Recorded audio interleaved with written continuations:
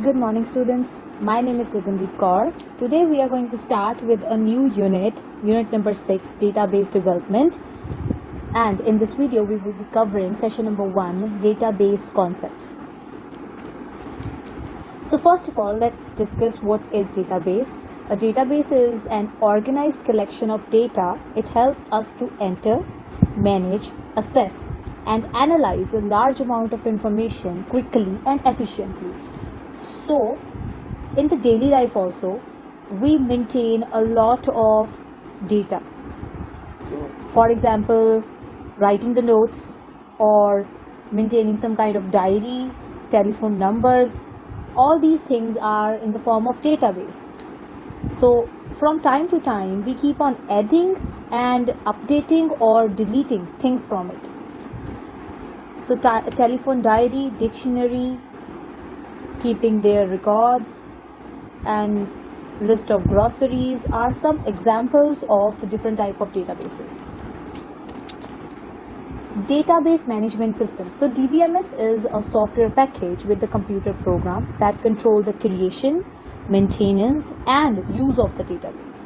So it allows different user application program to concurrently access the same database. It is a computerized record keeping system that enables you to create, store, modify, and extract information from the database. So database is structured collection of the data. The examples for this are Oracle, SQL, MS Access, MySQL. These are all database management systems, and these all help us to reduce the chance of error in the database, and it handles the data fast and efficiently. So we have two types of databases. One is flat file, the second is relational one. The flat file database is in which the data is stored in a single table and usually suitable for the less amount of data. For example, Excel sheet. In Excel, MS Excel, we create one sheet in which we create a single table. But in a relational database, the data is stored in multiple tables and the tables are linked with the common field. For example, MS Access. We will be learning about the relational database in this chapter. Next is RDBMS and the data service. So first of all, RDBMS stands for Relational Database Management System. As the name suggests, it creates a relationship between different tables. So in it, the data is represented in the terms of tuples grouped into the relations. So it provides the feature to create, update, and administrate a relational database. So it make it easy to search and retrieve the data within the database and ensure the data integrity is maintained. That means the data is updated regularly without errors. And RDBMS may also provide a visual representation of data. For example, it may display data in the tables like a spreadsheet, allowing you to view and even edit the individual values in the table. Next is data server. You know about the data server. These are the dedicated computers that hold the actual database and run only the DBMS and the related softwares. So user access a database server either through a front end, which display the requested data. That means I am requesting the server, and the backend, which runs on the server and handle the tasks such as data analysis and the storage. Such type of data access is referred to as the client server model. Sometimes we work as a client and sometimes we act as a server also. When we are acting as client, that means we are requesting something from the server, and when we are acting as server, that means we are fulfilling those requests. Next is the database concept. So we have data items first.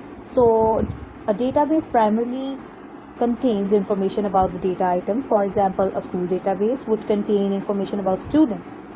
Second is field.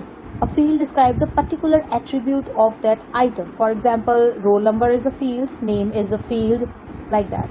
Third is record. Record is a set of information that belongs to the data item. For example, whenever we enter the data for all the fields such as roll number, name, marks for a student, it creates a new record. That means roll number 1, his name, class, and any further information creates a single record. Next is value and data. A value is a set of character, text, or numerical that you put in while adding information to your database. For example, roll number 3, Dipti, her marks are the data value for the specific field in the table student. Next is tables. When you put all the information like field, records and value together in a grid, it forms a table. The next database concept is database. So database can have one or more table in it. It basically a container that holds the tables and other objects and manages how they can be used. So when creating a database, an important feature is record uniqueness in every table. Uniqueness helps to avoid the accidental duplication of the records caused by the user or the computer errors. Next is query. A database stores a vast amount of data, but queries helps to retrieve only the filtered data based on some conditions. Forms. Forms are the user-friendly interface that facilitate the process of entering data in the tables and queries. A form has an interactive interface that accepts the data from the user and forward it to corresponding table to the query. So either you can enter the data directly into the table, or you can create a form which will enter the data record wise. Next is report. Report are used to display the selected data in the printable format. So report collect the summarized data from one or the more table and organize it in the printable form. Queries, forms and reports, we will be doing these practically later on.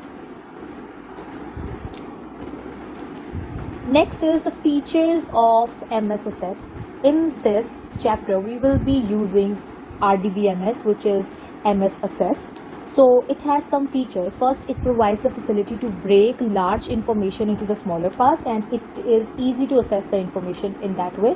Second, reduce the data redundancy. Redundancy means inconsistency in the data. Data redundancy occurs when the data is duplicated. So it reduces the duplicacy of data.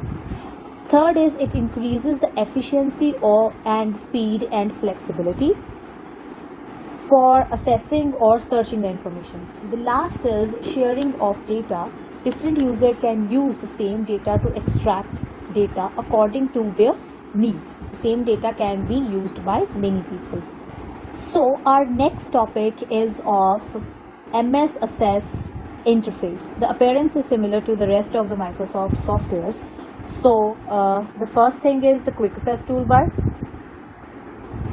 which have the commands which are frequently used. Then the title bar, which will display the name of your database.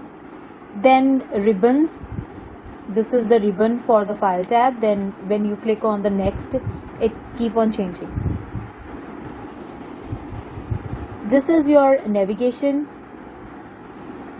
button. From here you can shift. This is your work area where you're going to create your table. This is the status bar. It will show on which view you are working on. Right now it is data sheet view. From here you can change the view also. So these are your tabs: file, home, create, external, database, field and table. From the create tab we will be creating our table, query, form and reports. So this is the Microsoft interface. The next topic is of relationship. Relationships are the link that associate a field in one table with the field in another table. In Access, you store data in the multiple tables which are related to one another in such a way that if there is a need, that data can be joined from these tables and information can be retrieved. We will be learning about relationship later on in the chapter. We haven't started with how to create the tables, so the explanation cannot be given here. So this is the end of your first session. Hope you understand well. If you have any query, you can ask anytime. Thank you.